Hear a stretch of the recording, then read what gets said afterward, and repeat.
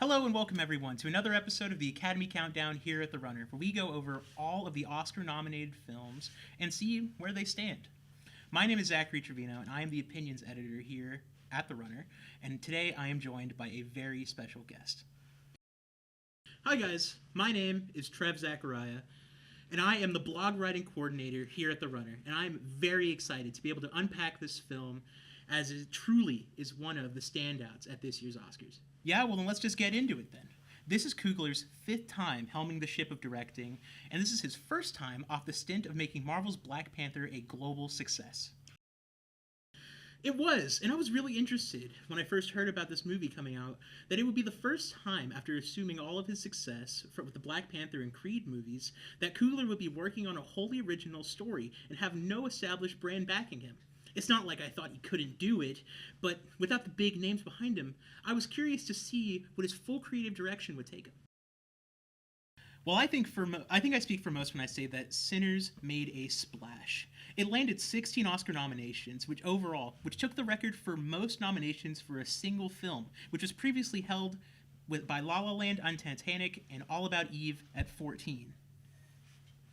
It truly was a perfect storm. To let those who are uninitiated in, Sinners is, at its core, a vampire movie that takes place in Mississippi in the early 1930s and follows a young preacher boy named Sammy and his two cousins, Smoke and Stack, who are both played by Michael B. Jordan. The two brothers, who previously ran some shady dealings in Chicago with ties to Capone, arrive back in town with big aspirations to open up a juke joint to be able to host all the people that practically raised them. One thing that immediately comes apparent in the strength of this movie is its writing, and it's such a rich story between Smoke and Stack and all the people that they reunite with from their past in this film. But the film never goes out of its way to overtly tell you what exactly happened in the past. More so, it lets you pick up on it piece by piece and make the puzzle yourself. Even stepping away from our main three characters, the supporting cast in this movie is phenomenal. Every single character, from Mary, the scorned lover of Stack, to Remick, the bloodthirsty Irish vampire leader, all have their moment in the sun, which is quite the balancing act, but one that this movie proved very successful. One fact that goes underappreciated is how funny this movie is, through both its line delivery and its own ability to accept the absurd nature of these events, at the same time to bring levity to the dark situations that ruminate throughout this film. Now, enough time has passed where we truly have to talk about the best aspect of this film, and that would be the sound design and its music. See, this film is paying tribute to the early foundational blues music of the era and is celebrated almost every single scene, being accompanied by harmonic twangs of the guitar and soulful sounds of the harmonica being played. But while there is a focus on that kind of music, a major point of the movie is to be a celebration of the power of music and the ability to transcend time itself and become a grand unifying force to keep its one culture and self together. And what's interesting is how that idea is taken literally in the film. The whole reason that the vampires chose the club to hunt is due to the fact that Sammy is so talented with his music that it's almost magical in its nature to be able to connect with all kinds of time periods together. Which is why the vampires would want someone like that, so they can reconnect with their past bloodlines. I mean, yeah, the way that they convey it on screen is just incredible. If you haven't seen the movie, you might not get it, but I feel like the dance sequence might be what gets them the Oscar alone. It starts traditionally with Sammy playing on the guitar and singing his blues song, but then the camera shifts and then there's a DJ turntable sitting in the room, and it fills with all kinds of eras of music, from the modern hip-hop and rap style to the traditional African folk dances sharing space on the dance floor, with all the blues music going to a more electric feel at the same time. It's incredible stuff. I mean, it's Ludwig Göransson that did the music for this film, and it made a ton more sense when I found that out.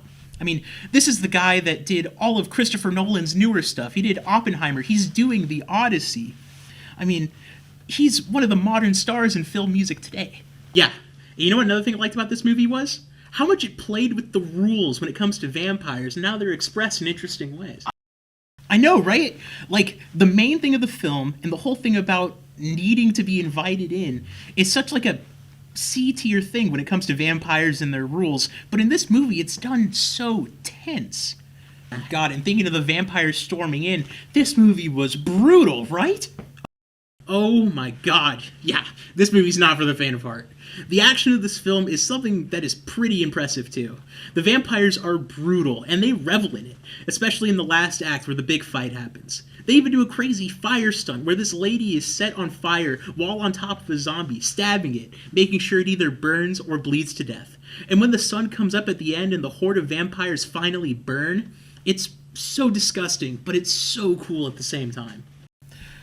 No, yeah, it's crazy. The whole movie was really lightning in a bottle. So many different aspects came together, and the movie delivered in all fronts, from writing and acting to the music and the effects And that themselves. ending?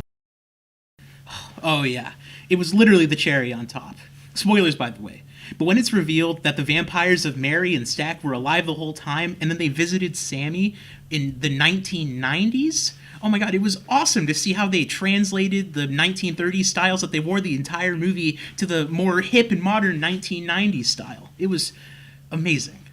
The movie was really a once-in-a-lifetime experience, and if anyone is on the fence about whether or not they should carve out the time to go and see this movie, I think it's more than worth a watch. It got 16 nominations for a reason, people. I mean, it certainly has a shot. But we have to wait till March 15th to see how it all shakes out, and if Sinners can gain that coveted title. Now, this is where we're going to call it today. Thank you all for listening in. My name is Zach Trevino, and this has been the Academy Countdown. Bye, guys.